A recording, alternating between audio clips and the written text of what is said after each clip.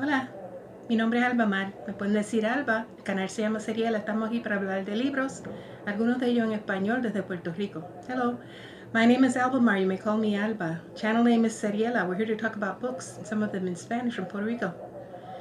And I just wanted to come on really quick. I'm not going to take too long, but I wanted you to hear. I wanted you to hear.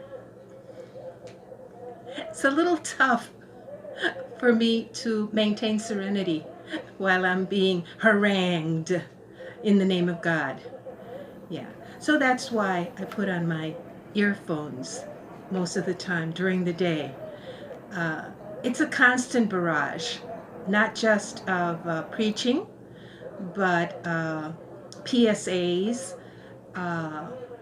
just regular marketing, people's music that I might like, I might not like, funeral processions, yeah. And that's what I'm here for, to talk to you a little bit, check in, so you know how I've been dealing with this situation. It's going to be on 2 weeks that tomorrow will be 2 weeks, I think, that I've been at home isolating. He stopped. Yes, thank you. Okay, first of all, I want to extend my gratitude. Thank you so much, Lisa, at Infinite Pages, was unhauling books, and she asked if we were interested in some of her books, and I said yes, and she sent me this beautiful edition of Richard Wright's Black Boy and his native son. Wonderful. And also Mary, Queen of Scotland and the Isles, a novel by Margaret George. I have another Margaret George around here somewhere. But thank you so much, Lisa. And you are in my thoughts, as are all the people who are rendering essential services out on the streets and in the hospitals. I almost had a panic attack when I saw Shawn's thumbnail, and I thought he was losing it. And I'm feeling for all of you. I'm feeling for all of you who have to be up and about, and also taking care of people who are in danger, right? So yeah. Oh, and I also wanted to show you the blouse that my daughter Jamil made while she was taking advantage of these days that she's been self-isolating. She made a blouse and sent it to me, and all I had to do was go to the mailbox and get it. It's wonderful. Thank you, Jamil. Love it. Okay, so are these first world problems? Well, you might think so, but no, not really, because that day that I went to the grocery store, the supermarket, don't tell my daughter. Don't tell my daughter Janita. Yeah. I usually go with my list in and out really fast, and I went to the corner to buy my locally produced eggs, right? Puerto Rican eggs, local, fresh. None to be found. None to be found, because there's such a thing as dumping. Yeah, dumping. The United States agriculture people, agribusiness dumps their stuff here. And that's all I found, eggs from the United States. Now, I always check, always check and see where the eggs are coming from. And if I see a state from, right, the States, I will not buy the eggs. I don't know how long they've been in a container, in a shipping container, on the sea, on the road, in the railroads, en route. No. And I always check to see if it's a town, the eggs come from a town in Puerto Rico. And I checked. And the dozen eggs said they were distributed from here, from Caguas, Puerto Rico. I should have dug deeper. When I opened it, each brown egg, because I usually buy them brown, each brown egg stamped U.S. Taken for a fool, but I will not be fooled again. Fool me once, can't be fooled again, as your wise president said. Yeah, no. So yeah, that's one of our the consequences of living in the colony. Everything is shipped from out there, and it's more expensive. Even though locally produced things are very expensive, also because it's more expensive to import, for example, fertilizers and the technology that you need and the hardware that you need for a business. Yeah. And then it's not a first world problem either. The fact that in Puerto Rico we have no control of our airports. So yeah, we were a much requested and a much sought after spot for spring break people, spring break youth who wandered all over San Juan. Yeah, and not only San Juan, the rest of the island. So yeah, there was that cruise liner, yeah, who had a person, she and her husband tested positive for the virus and were attended here in Puerto Rico, as was an 80-something-year-old veteran who was taken care of in Mayagüez. And fortunately, he got better and went home. Yeah, but then our governor allowed over 900 passengers of the cruise and the cruise liner where these two COVID-19 positive people had been, all over San Juan. Yeah. So, and what does that have to do with the colony? We have no control over any of that. We don't have control of our airports. We don't have control of our docks. We don't have control of air, sea, land, anything. Immigration, nothing. That's what comes with being a territory, an unincorporated territory, which equals colony. Okay, just to make that clear. So, but anyway, I've been self-isolating, and my daughter also has been, all of them. All of my children have been very much attentive to the fact that they don't want me to leave these four walls. Okay. So I thought it was a perfect opportunity to dig into some comfort food, make myself some comfort food.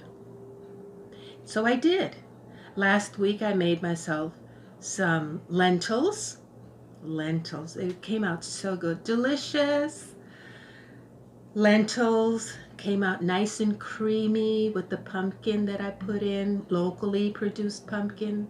It was great, except that, of course, I eat my lentils with rice, white rice. And white rice, to me, is like crack. Yeah. I don't drink, I don't smoke, I don't do any of those things. Except binge on reading and K-dramas. But then it's been a long time since I had white rice with the frequency that I've been having white rice. Yeah. So this week, after a delightful check-in with my buddy, we're budding reading Middlemarch together, Kim from K. Becker's books. I will link her down below. We had a fantastic check-in Thursday, I think it was. Laughed our heads off. I laughed my head off. With Middlemarch, yes.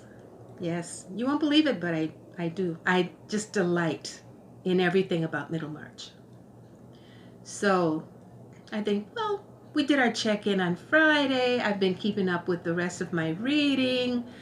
Let me do some chores. Let me make some more comfort food. This time, I made what I call faux, F-A-U-X, faux chop suey postizo.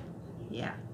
So I took out the fruit processor and I shredded all the cabbage and chopped up the onions and, you know, shredded the what you call it? The garlic, everything. It was wonderful. Except I binged. Yeah, too much comfort food, not good, people. No, not at all.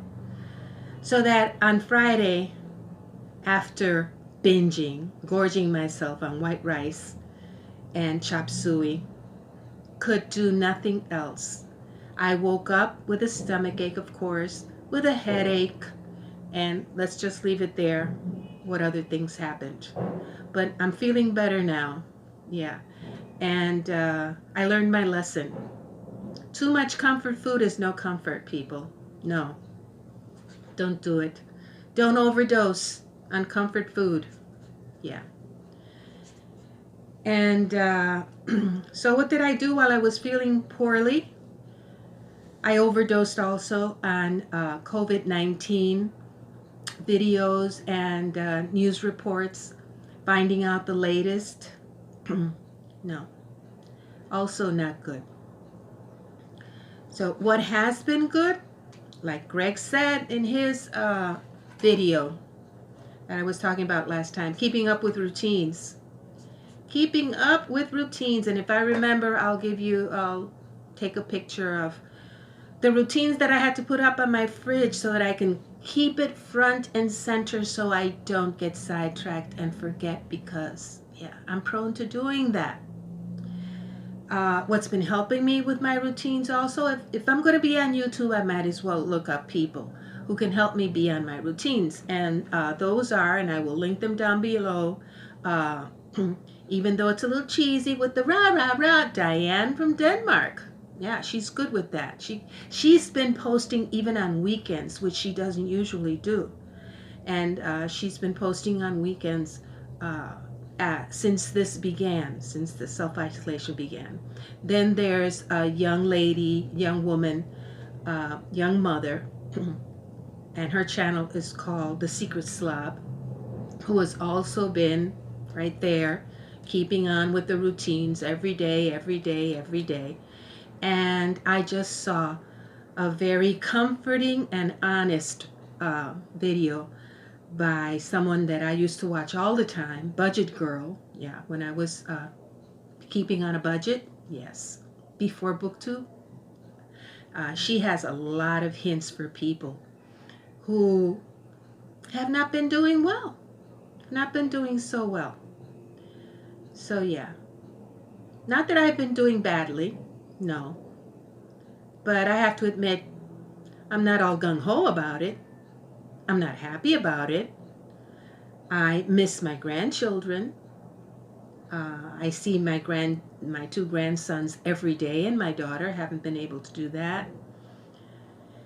And yeah, so even though I'm used to living a solitary life and living on my own for a very, very long time, this feeling of isolation plus pandemic, not so good. So I recommend those 3 channels, especially Budget Girl's last video. Yeah, I also started doing not big projects, little projects, like playing around with my books and finally getting the boxes where I had the books in out of the way, and starting to organize a little bit better my books, how I want them, where to place them, you know, like Doris did in her last video. So yeah, that's what I've been doing. I watched Robert, and Robert was talking about how he's been reading with music, and that's something that I've been doing for a very, very long time. I had mentioned in one of my previous videos that I used to read with Chinese music as a background. I don't know why, that always helped me, instrumental Chinese music. And since then I've been branching out, and for wild swans, definitely for wild swans, I chose Chinese music, and I have a whole playlist of Chinese music. But then for Hilary Mantel and for Don Quixote, I have looked up medieval music, medieval instrumental music on the lute or on the guitar preferably, and that's been wonderful also. For my Puerto Rican reads, I'll usually put danzas puertorriqueñas. I'll link all this down below. And I went down a rabbit hole with a beautiful, beautiful sax horn that I love in the danzas. Yeah, I'll link those down too. Wonderful, wonderful. Then for my Morrisons and for anything like in the 1920s and 30s, I will search out 1920s and 1930s instrumental music. And for Eliot and Austen, I search out Regency or Romance classical music. When this is all over, and when I get most of my reading done, the reading that I'm going to get done in March, I will definitely reward myself with some K-drama, which is what I'm missing, for real.